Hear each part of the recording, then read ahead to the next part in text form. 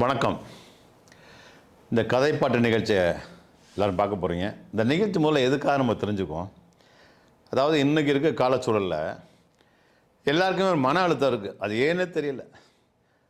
அதாவது வேலை பார்க்குறவங்க, வேலை பார்க்காதவங்க, பிஸ்னஸ் பண்ணுறவங்க, பிஸ்னஸ் பண்ணாதவங்க, படிக்கிறவங்க, படிக்காமல் இருக்கிறவங்க, இப்படி எல்லாத்துக்குமே வயசு வித்தியாசம் இல்லாமல் எல்லாருக்கும் மன அழுத்தம் இருக்குது.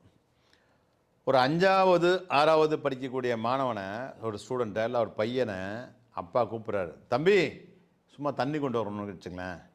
தம்பி இங்கே வாப்பா அப்படிங்கிறாரு. அன்றைக்கி லீவு தான், ஒரு சனிக்கிழமையிலும் ஞாயிற்றுக்கிழமை வீட்டில் இருக்க அந்த பையன் நேராக வந்து அப்பாட்ட, என்ன எது கூப்பிட்றப்ப அப்படிமா. ஒரு 10 வயசுலையா எப்படி வருது பாருங்கள். ஏன்னு தெரியல. என்ன காரணம் அப்படின்னா, தேவையை மீறிய ஆசைகள். நமக்கு என்ன வேணுங்கிறத விட்டுட்டு எல்லாத்தையும் அள்ளி சுருட்டி வைக்கணும் அப்படிங்கிற ஆசைகள். இப்படி இந்த ஆசைகள் தேவையே நமக்கு நிறைவேற மாட்டுது. எல்லாத்தையும் சுருட்டி வைக்கணும், அது பண்ணி நிறைவேறும். ஆசை வேறு, பேராசை வேறு, தேவை வேறு. முதல் தேவை இல்லை போகணும். இப்படி இந்த ஆசைகளாக நிராசைகளாக மாறும்போது மன அழுத்தம் வந்துடுது. அது மாதிரி மனசு தானே ஃப்ரீ, நினைக்கிறது ஃப்ரீ தானே, எல்லாத்தையும் தேட நினைக்குது. இந்த சூழலில் இவங்கெல்லாம் பார்த்து அவன் டென்ஷனாக பார்த்து எந்த தேவையும் அதிக ஆசைப்படாமல் இருக்காங்களோ அவங்களுக்கும் ஒரு மன அழுத்தம் வந்துடுது இவங்கெல்லாம் பார்க்கும்போது, இல்லையா? நல்லதை பார், நல்லதை கேள், நல்லதை செய் அப்படிங்கிற மாதிரி இந்த மன அழுத்தத்தை ஏன் வருது, அது எப்படி குறைக்கன்னு தெரியாமல் என்ன பண்ணுறாங்கன்னா, அவன் மன அழுத்தம் இருக்குன்னே தெரியல. என் நண்பர் ஒருத்தர் பார்த்திங்கன்னா தலைவலின்னு இந்த மன அழுத்தம் இருந்ததை தலைவலியே நினச்சிட்டு என்ன பண்ணுறா, அடிக்கடி இந்த சாரிடான் மாத்திரைகள்லாம் சாப்பிட்டு கடைசியில் அவன் தெரிய வந்து பார்த்தீங்கன்னா இது வந்து ப்ரெஷர் அப்படின்னு. இன்றைக்கி பார்த்திங்கன்னா அவ்வளோ மருந்து மாத்திரை சாப்பிட்றாரு. டாக்டர் அதை சாப்பிடாதீங்க, இதை சாப்பிடாதீங்க, கொத்தமல்லி சாப்பிடாதீங்க, கருவேப்பிலை சாப்பிடாதீங்க, மோர் சாப்பிடாதீங்க, முட்டை சாப்பிடாதீங்க. அப்புறம் மனுஷன் எதை தான் சாப்பிட்றது? ஆனால் அவருக்கு இப்போ தெரிய மன உளைச்சல் தெரில. ஸோ இந்த மன உளைச்சலுக்கெல்லாம் ஒரு மருந்து இருந்தோம்னா அமெரிக்காலேயோ ரஷ்யாவிலேயோ வேற நம்ம நாட்டில் வேற எங்கேயும் கிடையாது. மன உளைச்சலுக்கு மருந்து மனசு மட்டும்தான். எங்கே உளைச்சலாது அதான் மருந்து. ஓகேங்களா? மண்ணிலேருந்து போன பொருளெல்லாம் மண்ணுக்கே சொந்தம். ராக்கெட்டு, சேட்டலைட்டு, ஃப்ளைட்டு இங்கே தரையில் தான் உற்பத்தி ஆகுது. இது பறந்து எவ்வளோ ஹைட்டுக்கு மேலே போனாலும் திரும்பி இங்கே தான் வந்தான், பூமிக்கு தான் வந்தாகணும். அதுபோல் மன அழுத்தத்துக்கு, மன உளைச்சலுக்கு ஒரே மருந்து வெளியில் இல்லை, அந்த மனசு மட்டும். எங்கே உளைச்சலோ அந்த மனசு தான் மருந்து. ஸோ அந்த மனசை நீங்கள் இதமாக வச்சுக்கணும், சுகமாக வச்சுக்கணும், பதமாக வச்சுக்கணும், ரொம்ப லேசாக வச்சுக்கணும். அப்படிங்கிறதுக்காக தான் இந்த கதைப்பாட்டு நிகழ்ச்சி. இந்த கதைப்பாட்டு நிகழ்ச்சி என்ன சொல்ல போகிறோன்னாக்கா, நீங்கள் அடிக்கடி கேட்ட சினிமா பாடல், உங்களுக்கு பிடிச்ச சினிமா பாடல் அடிக்கடி கேட்பீங்க. ஆனால் அதில் உள்ள அற்புதமான அர்த்தங்கள் இருக்குது. கவிஞரின் வரிகளும் கற்பனை கதைகளும் அப்படி படிக்கணும் இல்லையா? பாருங்கள் பின்னாடி இருக்கா, இதில் இருக்கக்கூடிய பார்த்திங்கன்னா எல்லாமே எல்லா கவிஞரும் எல்லா பாடலாசிரியரும் இன்னும் நிறைய பேர் ஃபோட்டோ இல்லை. இதில் வந்து சினிமா பாடல்கள் அப்படின்னாக்கா எல்லாத்துக்கும் பிடிக்கும். ஏன் பிடிக்குன்னா மியூசிக் இருக்குன்னு. சில பேர் ஹீரோ அதை நடிச்சிருப்பார், சில பேர் அவங்க வாய்ஸு, எஸ்பிபி சார் வாய்ஸு, இல்லை TMS sir voice, AM Raja voice, Ilaiyaraaja sir voice, Gangai Amaran sir voice, சுசிலாம்மா, ஜானகியம்மா, வாணிஜரம்மா, சசிரேகா, ஜென்சி ஆண்டனி, இப்படி நிறைய பேர், தீமன் சக்கரவர்த்தி, நிறைய சொல்லிக்கிட்டே போகணும்னு வச்சுங்களேன். ஜெயச்சந்திரன், ஜேசஸ் சார், இப்படி நிறையா இருக்காங்க. இதை தாண்டி, இந்த இசையை தாண்டி Ilaiyaraaja sir, AR Rahman sir, MS Viswanathan sir, இப்படி நிறைய சங்கர் கணேஷ் சார் நிறைய இருக்காங்க இல்லையா?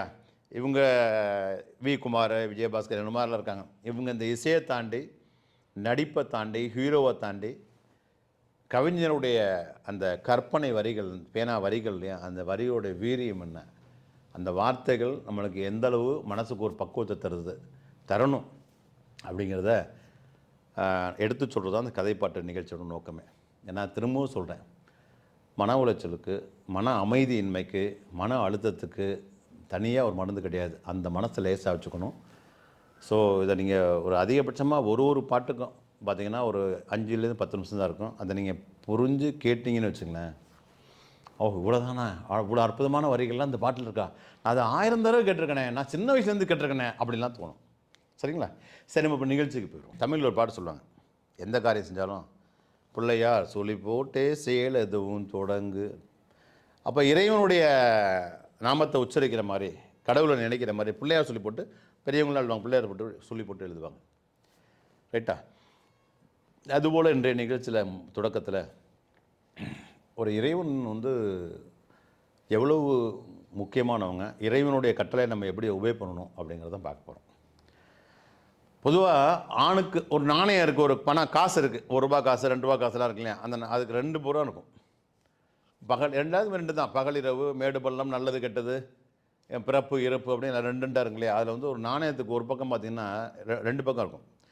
அது மாதிரி பெண்களுக்கு பார்த்திங்கன்னா ரொம்ப முக்கியமானது கற்பு, ஆண்களுக்கு முக்கியமானது நாணயம். சொல்கிற சொல்ல கரெக்டாக சொல்கிற சொல்ல காப்பாற்றுறது தான் ஆண்களுக்கு முக்கியமானது. பெண்களுக்கு கற்பு. பெண்களுக்கு கற்பு எப்படியோ அந்த அளவுக்கு முக்கியமானது ஆண்களுக்கு நாணயம். நாணயம்ங்கிறது சொன்ன சொல்ல காப்பாற்றுறது. முன்னாள் முதலமைச்சர் சொல்லியிருப்பார் எம்ஜிஆர். என்ன சொல்லியிருப்பார் அப்படின்னாக்க, ஒருவர் நாணயமிக்கவராக, இந்த காசு, ஒருவர் நாணயமிக்கவராக இருந்தால் மட்டும் போதாது, நயமிக்கவராக இருக்க முடியாது. காசு இருந்தால் மட்டும் பார்த்தாது, சொன்ன சொல்ல காப்பாற்றணும், அவன் தான் மனுஷன் பார். அது மாதிரி இங்கே பார்த்தீங்கன்னா உங்கள் எல்லாருக்குமே ஒன்று யாருக்காவது நல்லது செய்ய போய், ஆணாகட்டும் பெண்ணாகட்டும், நம்ம போய் நல்லது நினச்சி செய்வோம், அது கடைசியில் நமக்கே கெடுதலாக வரும்.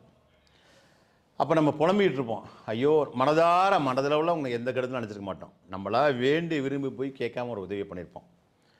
அந்த உதவியை ஏற்றுக்கிறவன் நம்ம ஒன்றும் சொல்ல மாட்டான். அவனுக்கு ஏதாவது சப்போஸ் இந்த உதவினால் அவனை மிஸ் பண்ணியிருப்பான். அவனுக்கு ஒரு பிரச்சனை வந்துச்சுன்னா நம்மளை கை காமிச்சிருவான். நான் பாட்டு சும்மா இருந்தேன், இவர் தான் சொன்னார் அப்படின்னு.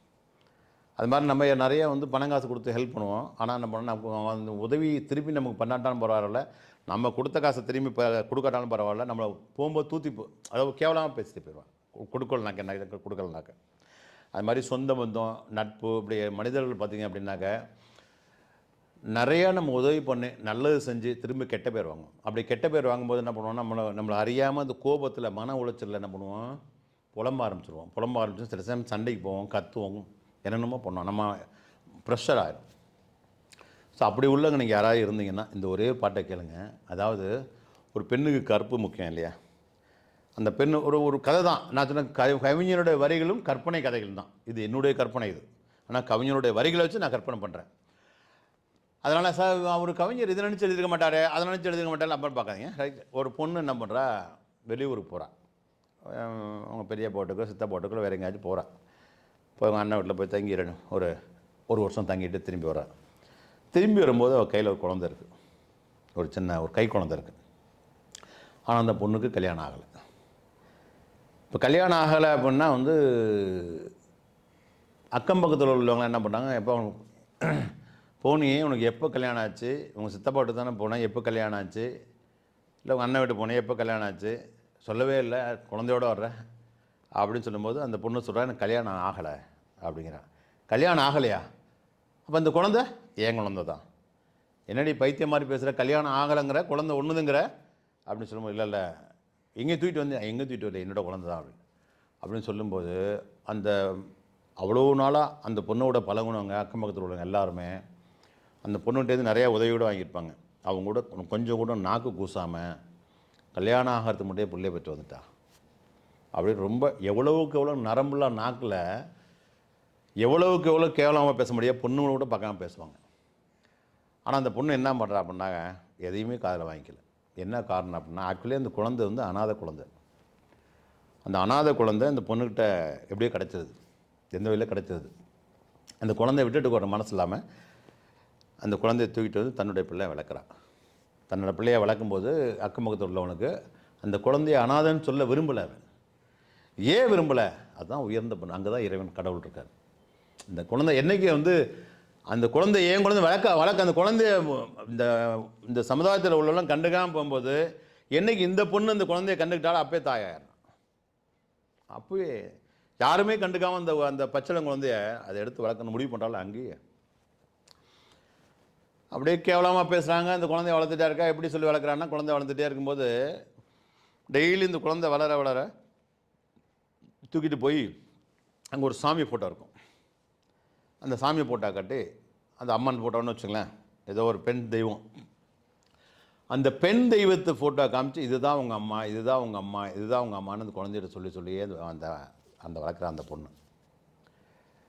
அப்போது அந்த பொண்ணுக்கு ரொம்ப நெருங்கிய ஒரு சிநேகிதி கேட்குறா, ஏண்டி ஊர் உலகமே எனக்கு காரித்து போகிற மாதிரி பேசுது, நான் அவனை நம்புகிறேன், அவங்க சொன்னதை நான் நம்பலை, ஏன் நீ பதில் சொன்னான் அவன் கேட்ட, உனக்கு கல்யாணம் ஆகலை, நீ இந்த குழந்தைய பெற்றெடுக்கணும்னு எனக்கு தெரியும், அது உனக்கும் தெரியும், நீ ஏன் இப்படி இந்த குழந்தைய வளர்க்குறதுக்காக நீ போய் சொல்லி தொலைஞ்ச வேண்டியதானே, இது அனாதை குழந்தைன்னு சொல்ல வேண்டியதானே?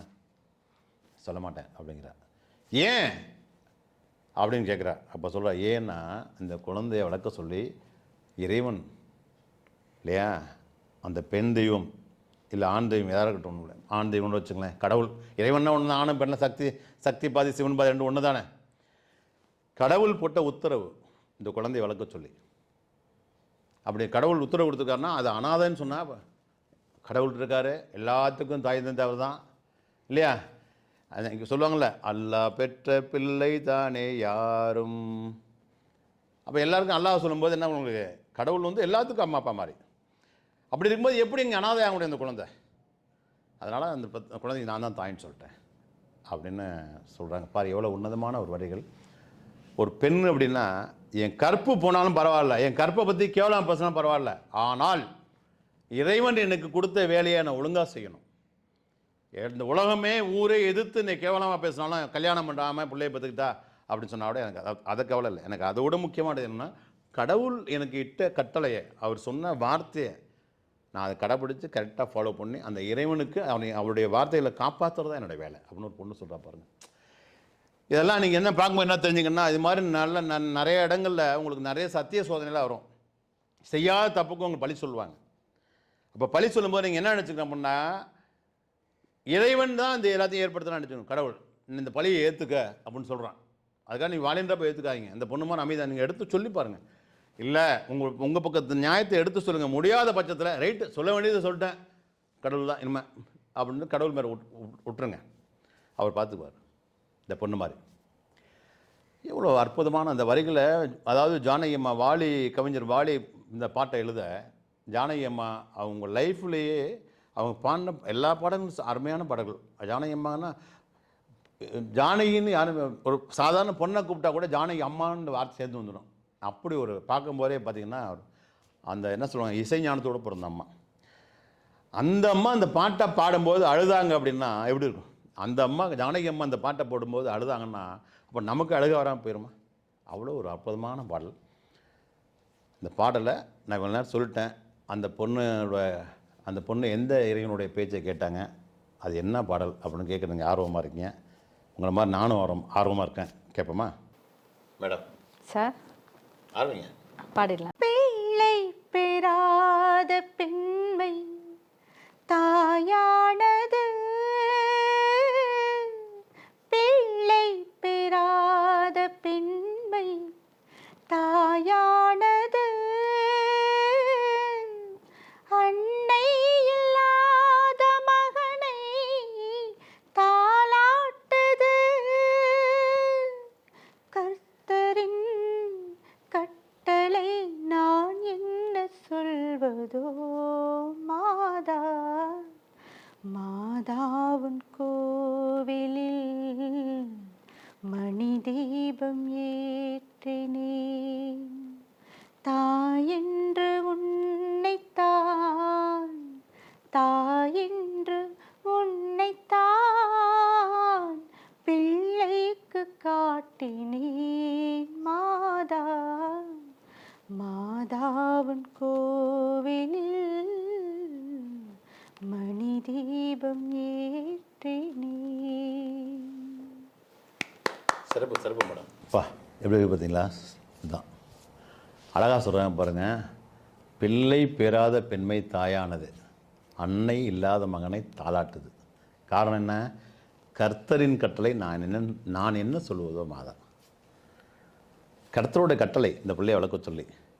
அப்போ என் கற்பை பற்றி நான் கவலைப்படல, கர்த்தருடைய கட்டளை தான் ஒபே பண்ணுறேன். இப்படி ஒவ்வொருத்தருமே நமக்கு வரக்கூடிய சோதனைகளுக்கு எல்லாம் தூக்கி போட்டு இறைவனுடைய கட்டளை இந்த பழியெல்லாம் நான் சுமக்கணும்னு இல்லையா. ஒரு படத்தில் சிவாஜி படம், நான் இருக்கும் நிலையில் உன்னை என்ன கேட்பேன், தினம் நன்மை செய்து துன்பம் வாங்கும் உள்ளம் கேட்பேன் அப்படிங்கிற மாதிரி இருங்க. ஒன்றும் பிரச்சனை இல்லை.